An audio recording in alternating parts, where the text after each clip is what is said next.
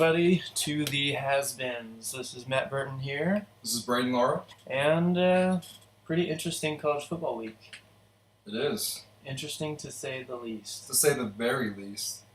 One of the craziest finishes I've ever seen in my entire life. I would put it up there with the Boise State OU finish. Obviously not the circumstances that the Boise State one was, but crazy finish, and it shouldn't have counted. Yeah, and you're not over-exaggerating. Anybody is if they say literally, this has never happened before. Like, because literally it hasn't. It has never. And it was cool to be there in person to say that I was there for something that has literally never happened. I have so many thoughts on this. This is my Feel Some Type of Way segment, by the way. Kind of like Matt Kinda last like week. mine This last is, week? this is, Okay. Get it all out. I'm going to get it all out right here. I'm going to get my time in. But where do I start? One, I thought we definitely should have beat them. The spread was like 26. I didn't think we'd beat them by that much. I know like Central Michigan's always a good team. They're from the MAC. The MAC's always competitive. Central Michigan's always a bowl team. And so I thought it'd be a good test. I know that quarterback's been there. He's been started for like 3 or 4 years. So it was going to be definitely different from Southeastern Louisiana, where all they did was ran the ball, and they were FCS. So with all that being said, I thought we would beat them, and not be that close, maybe a couple touchdowns. We start off good, 14-0, but the whole day, Mason, he was just, I've never seen him play a game that bad. I agree. I'm not. There are people in the stands saying to bench him. Like, no, that's not the answer every time OSU has a quarterback that doesn't play well, because we don't have anybody behind him. But sometimes quarterbacks have bad games, but he was like really bad. He was underthrowing deep balls, which are like his thing. He was overthrowing the intermediate passes. And then the fade. What was he on that fade for the interception? Oh my goodness! I don't even. Was that supposed to be fade? Did they get mixed up? That day. Yeah. He's no. It looks like he was trying to throw like a slant or something. He's no Zach Robertson or Brandon Whedon when he has that. I don't know what that was. That should be the one thing that doesn't get intercepted is that fade. But and you know what's funny is like this is the first time since 2013 where I felt like the offensive line. I'm not saying they were great, but like made improvements and like they opened up some running lanes. Again, Central Michigan not the strongest defense, but not the softest. Like we've had Central Arkansas shut down our run game last year. Like we've had worse teams in Central Michigan shut down our run game, and we actually O-line did pretty well run blocking, but we ran it like 16 times the entire day and threw it for 45 or whatever. And I don't think the game plan was very great. I don't think coaching was great. I never want to say the players didn't put effort into it. They all looked like they played hard, but they just weren't executing. It was an off day. Mason played bad. Defense stopped the run, but Central Michigan's going to pass on you, and they have like the stud tight end. They third and long, third and short, whatever. You just knew it was going to go to him. I think he was like number 83. Yeah, that Conklin guy. Conklin. Yeah, they were talking on TV. They said he was an ex-basketball player. Yeah, he's big. He's tall, big, athletic. Yeah. He gets open easy. Like he's not one of those tight ends that he just uses his size. He has speed. Like he's athletic. And third down, Cooper Rush would just find him and it was frustrating, but at the same time, he was putting it in spots that our defense couldn't get it. And so, say we wind down to the fourth quarter, that final possession, or their real final possession, where I think we just scored and they got the ball back, and then we get an interception. Ramon Richards gets an interception, so we take the ball over. 2 minutes left, so obviously you want to just run the clock out, which we kind of do, but it turned out the way it happened. We had fourth down with like a few seconds left, and then everyone who's listening to this knows they saw how it ended, and it's weird because I remember as I'm watching that live, I'm like, yeah, this is what they're gonna do. Some people were saying that they should have done that Justin Blackmon what they did against A&M in 2011. Just run backwards. Yeah, but that's a long way to run, and if you had Tyreek Hill on the team or someone like that, maybe, but that's just too nerve-wracking. So I agree with what they did because that's what Jameis Winston did against OSU in 2014, Right. and there was like a few seconds left on the clock. He just threw it out of the end zone, out of bounds, like what happened here. And so we all thought game was over. And I know like popular rules and stuff. And then I assumed in that situation like that was game over because you you've seen that play happen before, Right. and then they say no intentional grounding, defense, or okay, so Central Michigan took over, so the offense gets one on-time down, and even then I was like, oh, they're gonna have to throw the deep ball. We'll put like guys back there, not a big deal. Yeah. And then I saw him throw it to Conklin, pretty sure, and man, that was on their part. I gotta give him props because he comes down with the ball, has like two guys around him, still has like he's still able to pitch the ball without touching, without going down. He gets it off first, he pitches it, and then that guy takes it and scores. And it's like time froze. It was weird. Like I've never really been a part. I've been a part of OSU games where it was like a last second field goal to beat us, or Belldozer a few times, but but like that, to lose like that, it was crazy, and it was a great game. I mean, it shouldn't have been. We should have had situations where we should have executed that. It never should have came down to that, but it is what it is, and I guess they're not going to overturn that.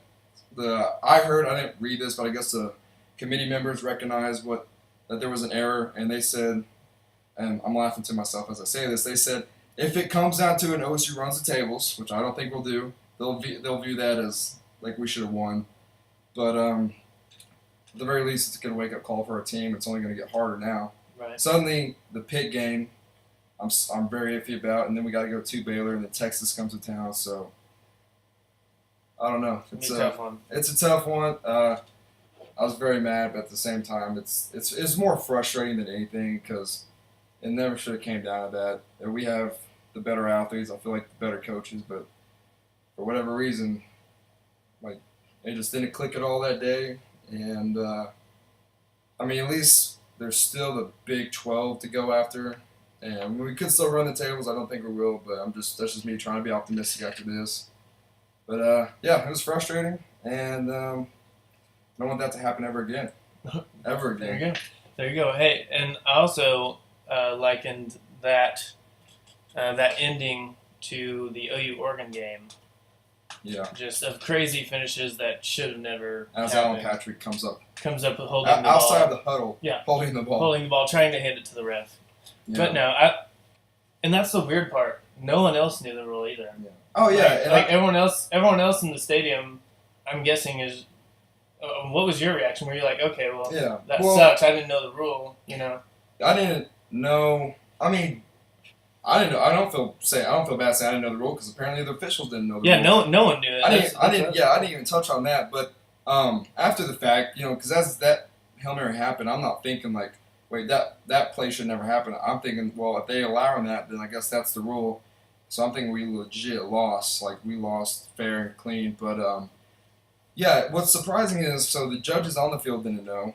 I saw Gundy's press conference. He thought he knew the rule, but he didn't try to challenge it or debate them because he wasn't sure if it had changed. So that's right. I know the coaches have a lot to worry about, but that's I feel like that's a good lesson for Gundy and every coach, like really know the rules. And okay, but back to that, the on-field judges didn't know, the guys in the booth didn't know, and that was a Big 12 crew up in the booth. Yeah. And then I guess I heard that it goes beyond that. There's also like a team in Dallas, like Big 12 headquarters, that's also watching the games, and they can chime in too. So that went through like 3, maybe more levels of like officials and never got caught. So that's the part that actually makes me mad. The game itself was frustrating, just given how OSU performed. But then, as bad as we played, if the rules were played and it says we should have won, then we should have won. Right. And I don't know. I've heard you can't overturn that. And I heard you can, but I don't know. So yeah, I didn't know what was going on really. After I was walking back to the car afterward, all these tweets started pouring in from writers and bloggers and all that, saying like trying to find that specific rule. And then I'm thinking like, oh, okay, they'll overturn it, and it just got crazy. And you saw the kind of coverage you got nationally. Like every analyst on ESPN, Fox was going in on it. Yeah, so, it was crazy because I was watching the game on TV, and as that final play was like happening, the rules expert on Fox, Mike Pereira, was saying, "Hey, this should not be happening right now." Just flat out was like, "Hey, this should not be happening." People were texting me, and I'm like, okay. And then like I don't know the appeal process, so I'm like, oh, they're just gonna come out and say it's our bad. OSU wins. Yeah, which obviously didn't happen, and then yeah, The whole that's thing just messy, seems man. the whole thing just seems kind of silly to me. Like Bob Stoops that was asked in his press conference today that what he thought about it, Yeah, and he said he referenced their game against Louisiana Monroe, and I guess I didn't get to watch the game. I was at work. But I guess there was a pass that had to get reviewed for like 5 minutes to see if it was a catch or not. And he just flat out said, he was like, how come we can't have 5 minutes to check and see if that's a rule or not? Which, yeah, I mean, it seems logical. I don't know why we can't do that. yeah. At the end, they reviewed whether the Hail Mary was legit, like whether Conklin, who caught the first pass before he pitched it, if he was down or not. But like what you're saying, what Bob was saying. So while you're doing that, why don't we like also talk about that should have even happened? Yeah, so let's double check They our took their work. sweet time doing that, and yeah, and then I saw the all the officials involved got suspended for like 2 games, and that's big time. You don't really see that happen. I mean, you'll see officials if they mess up an obvious call get fined or maybe suspended for a game, but like Yeah. the whole crew got suspended, and I mean, yeah, it's like I said, it's frustrating. It was how do I say this? It was interesting to be a part of. You got to give your props to Central Michigan because.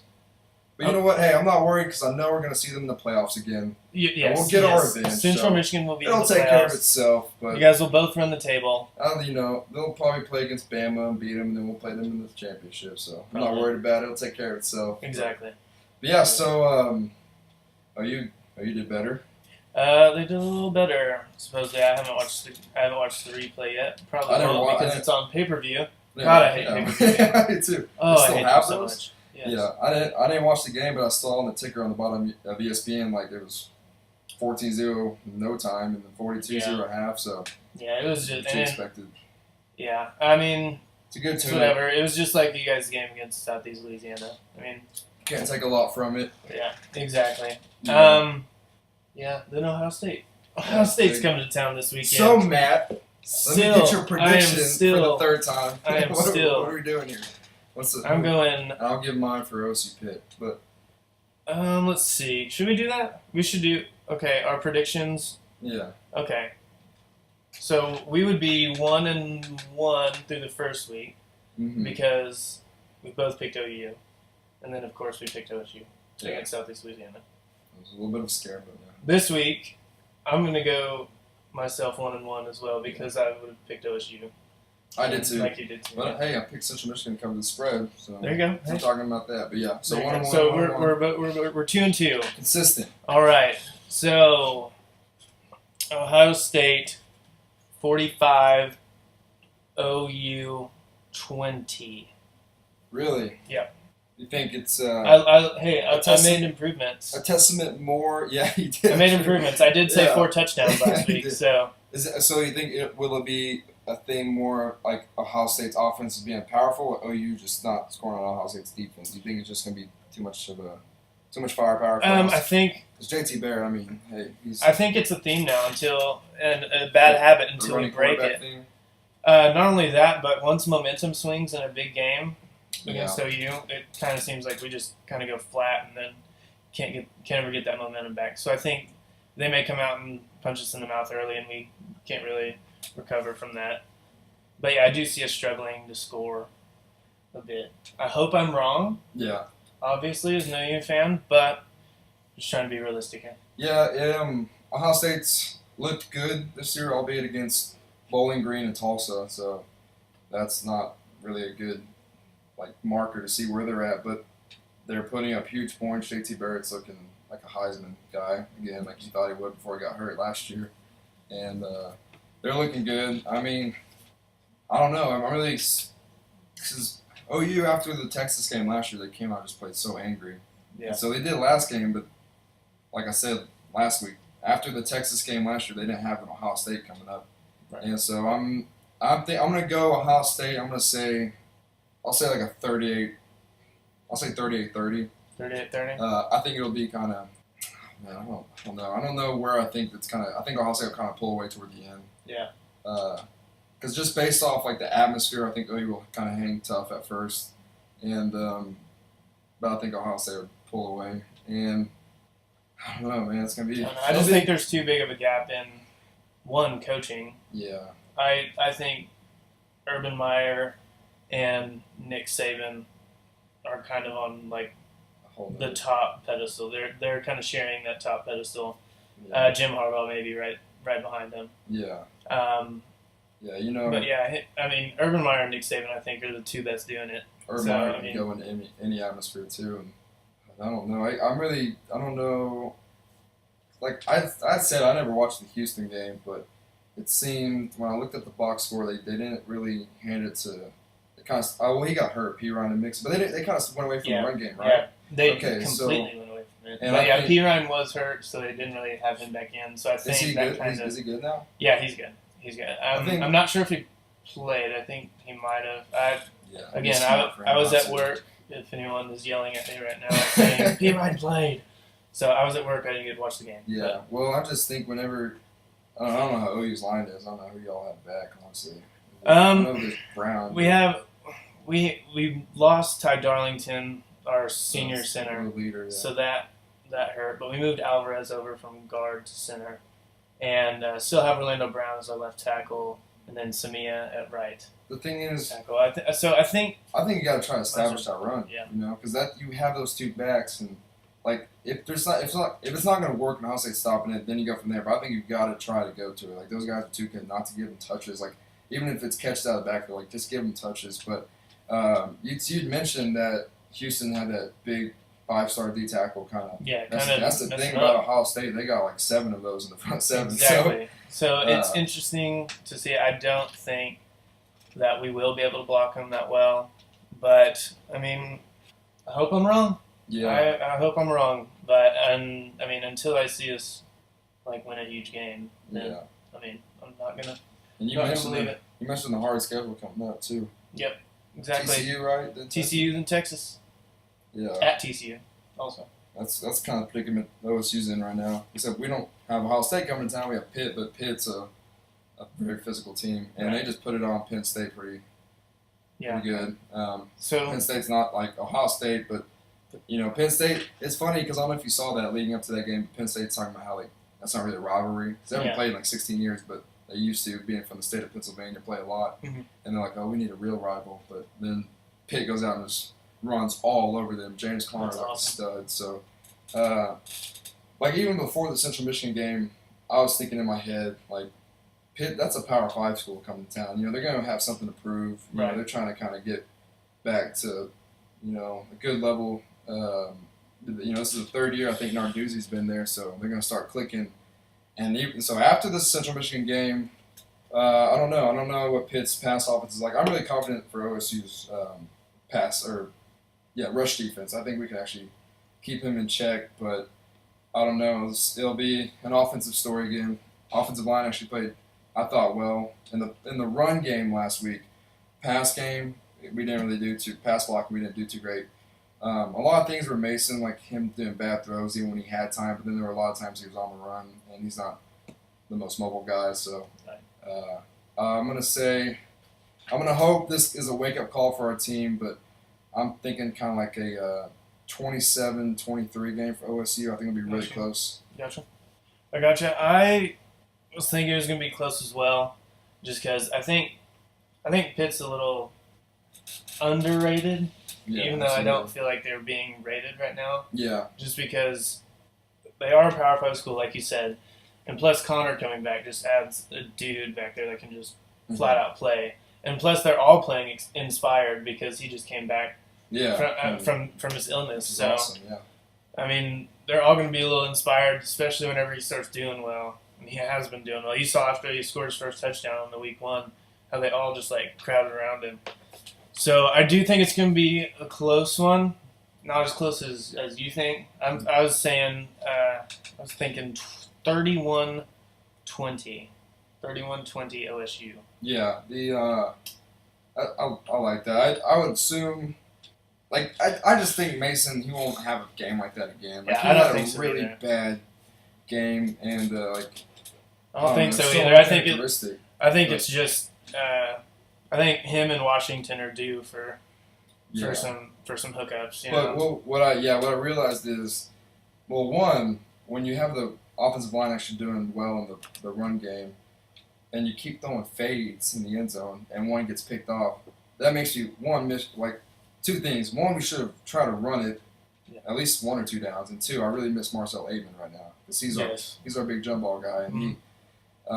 Well, that pass got an interception. None of our guys were going to get that. I don't think Des could have even got that, but it would have put him in. I think Mason would be able to get to him in a position where he could throw. And James Washington's like a freak athlete, but Marcel's like our jump ball guy, and we kind of miss him because now teams can kind of focus more on James. But I'm pretty confident Mason will do better. Like I always say, I think teams will play to their competition. Like it's just kind of what happens.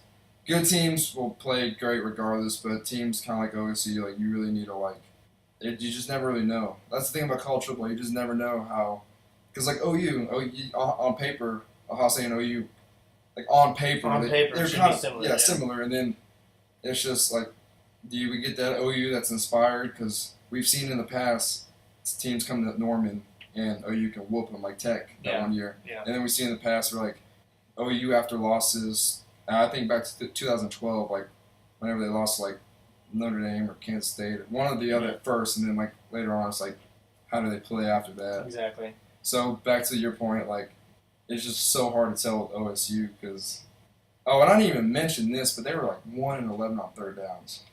Like that is embarrassing. That's terrible.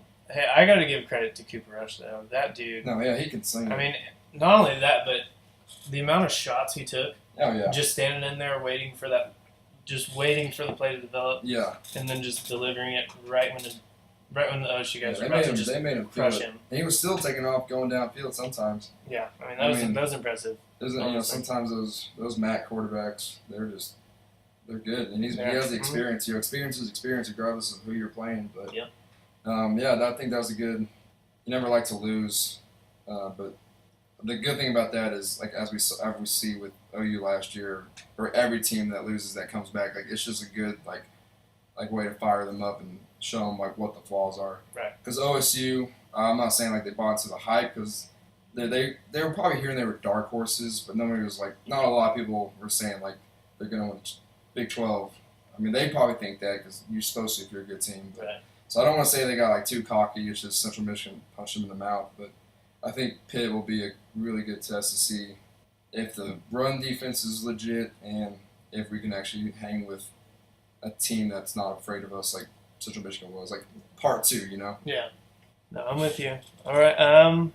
That brings us to our segment that is known in Central Michigan as some type of way. That car driving make you feel some type of way. I know you do. That custom brightly make you feel some type of way. So you can just go ahead and rewind to whatever point I start talking on the podcast. Get my thoughts, how I feel, what has me feeling some type of way. So I'm gonna skip this, Matt. It's on you. Hey, before we move on, can we just get a little weekly Cubs update? Oh yeah, so the Cubs just beat the Cardinals tonight, 4-1, and that's the best. It's one of my favorite games is when we beat the Cardinals because I hate the Cardinals so much. If y'all listen out there, Cardinal fans, don't at me right now because I know y'all just dominated us, but this is our year. We're still up, I think, 17 games now, or 41 games above 500. And I'm just waiting for those World Series tickets to go on pre-sale.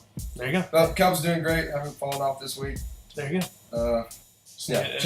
Needed the weekly happy Braden. Yeah, that makes me happy. Does make me happy. Happy Cubs update. Okay, so my some type of way. Right now, my sports life in general. Last week I was talking to you about Manchester United, Manchester City, and Manchester United lost 2-1. OU lost to Houston. Mm-hmm. Not a lot of things going great right now in my sports world. How was the Braves doing this week? Terrible still. Okay. Yeah, so forgot. Yeah. See, I had sublimated the Braves so far down in my subconscious because I have suppressed it so far down that I forgot the Braves existed. So thank you for reminding me about my other team that's god awful. But Duke basketball. Duke basketball is coming up. Just a couple months. No one recruiting class in the nation coming in, so ready for that. Can't get here soon enough. But yes. How'd your fantasy team do? Are they winning? Are they going to win tonight? Seal the deal? They should, unless Carlos Hyde scores another 35 points. We record these on Monday nights, guys. So we're watching the Rams 49ers game. In real time. Matt's seeing how, in real time. we got a big TV in the studio, aka Matt's room. AKA my room. Oh, hey, real quick, because this will be a good game. Ole Miss or Alabama? Ole Miss That or would be a Alabama? really good game you have. It's at Ole Miss, and they have a 2-game winning streak, which you never hear that against the Nick Saban team. I'm still gonna go Alabama. I do too. I'm still gonna go Alabama. I don't care if it's a 10-year winning streak against Alabama. I'm gonna always go Alabama the next year. Just do it until they prove us wrong. It's crazy, but all right, that pretty much does it for us. Wish we could go longer, but we can't because we're has-beens.